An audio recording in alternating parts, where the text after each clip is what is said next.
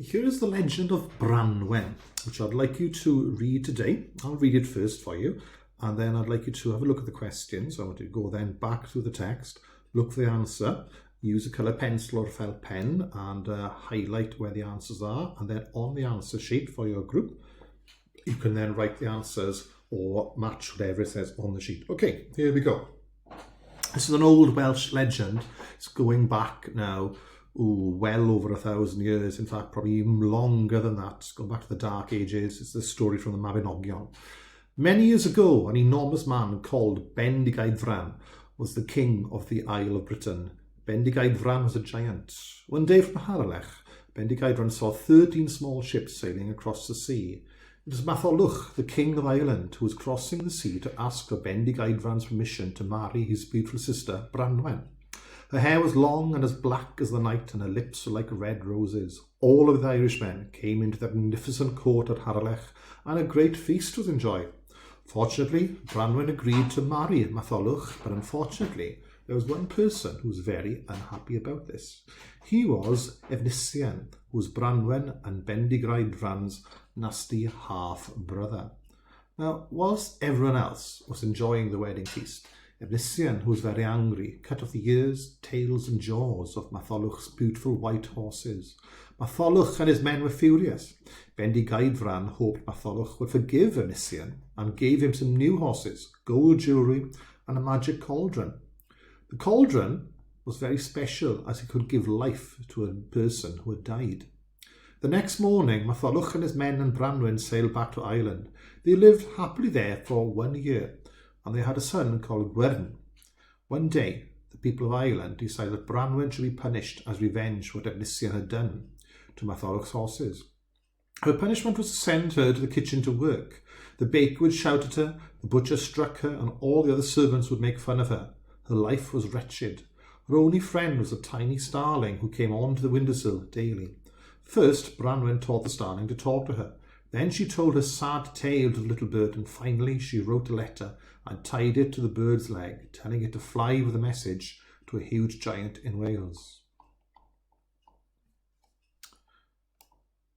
The bird soared across the sea and arrived at Britain. When it saw Bendigeidfran, the giant, the tiny starling landed on his colossal shoulder.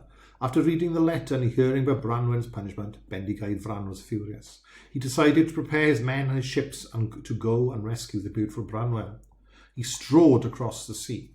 His head was like a mountain, his hair like the land, and his eyes like lakes. The ships were a moving forest. People in Ireland couldn't understand what was happening. When he arrived in Ireland, Bendigeidfran saw that a bridge had been destroyed to stop the soldiers. The giant lay down to create a large bridge to cross the river. "He who would be a leader, let him be a bridge," shouted the giant. The Welsh soldiers walked over his body. There was fierce fighting between the soldiers of Bendigeidfran and Matholwch. However, Matholwch had the magic cauldron.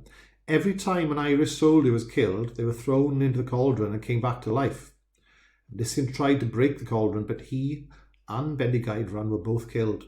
Consequently, the Welsh lost the battle, and Branwen sailed back to Wales. Branwen finally died of a broken heart on the banks of the River Alaw in Anglesey. Here we got Bendigeidfran.